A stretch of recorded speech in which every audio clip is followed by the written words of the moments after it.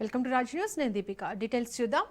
మంత్రి కోమటిరెడ్డి వెంకటరెడ్డి క్యారెక్టర్ను దెబ్బతీస్తూ వస్తున్న సోషల్ మీడియా కథనాలపై టీపీసీసీ వర్కింగ్ ప్రెసిడెంట్ జగ్గారెడ్డి ఆగ్రహం వ్యక్తం చేశారు. కోమటిరెడ్డి వెంకటరెడ్డిపై వస్తున్న నిరాధార కథనాలను తీవ్రంగా ఖండిస్తున్నానని అన్నారు.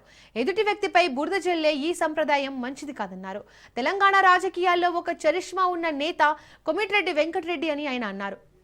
కోమటిరెడ్డి మొదటి నుంచి పార్టీ కోసం కష్టపడే నాయకుడని, ఆయనపై బురద చల్లే ప్రయత్నం చేస్తే సహించబోమని హెచ్చరించారు. పార్టీలోని అంతర్గత శత్రువులు మరియు ప్రతిపక్షాలు కలిసి ఇలాంటి దుష్ప్రచారానికి పాల్పడుతున్నారని ఆయన ఆరోపించారు.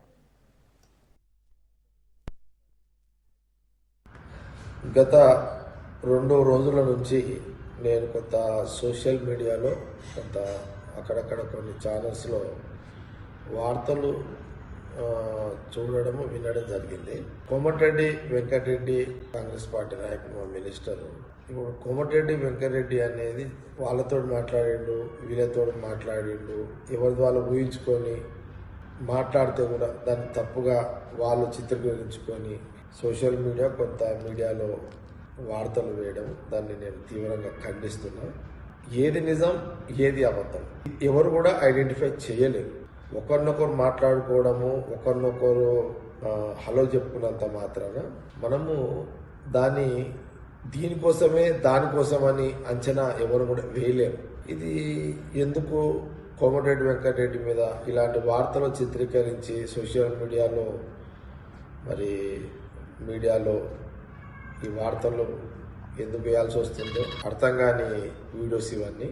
ఇలాంటి వీడియోస్ చిత్రీకరించి అధికారులతో మాట్లాడినను, అనధికారులతో మాట్లాడినను, ఎవరిది వాళ్ళు ఊహించుకొని వార్తలు రాసి దాని వీడియోస్ తింపడము.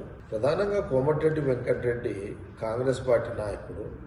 ఒక ఎన్ఎస్యుఐ యూత్ కాంగ్రెస్ నుంచి అంచెలంచెలుగా ఒక నాయకుడిగా నల్గొండ జిల్లాలో ఎదిగి రాష్ట్ర నాయకుడిగా ఆయన ఒక ఫిగర్. రాష్ట్ర రాజకీయాలు కోమటిరెడ్డి వెంకటరెడ్డి ఒక ఫిగర్.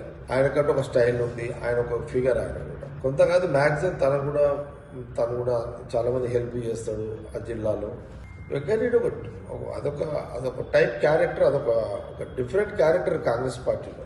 ఆయనకు కూడా యాజ్ ఏ కాంగ్రెస్ పార్టీ లీడర్గా వెంకటరెడ్డి కంటూ ఒక సపరేట్ ఆయనకంటూ ఒక చరిస్మా తయారు చేసుకున్నటువంటి వ్యక్తి, నాయకుడు ఆయన కూడా. కానీ ఎందుకు ఈ 3-4 రోజుల్లో 5 రోజుల్లో ఈ వీళ్ళతో మాట్లాడిన దాన్ని సంబంధంగా ఏర్పాటు చేసి వీడియోస్ దాన్ని ఎందుకు వాడాల్సి వచ్చింది, ఎందుకు వాడిరు, అంత అవసరం ఏమొచ్చింది, ఎవరిదో వాళ్ళు ఊహించుకొని ఇట్లా వార్తలు రాయడం ఏంటి?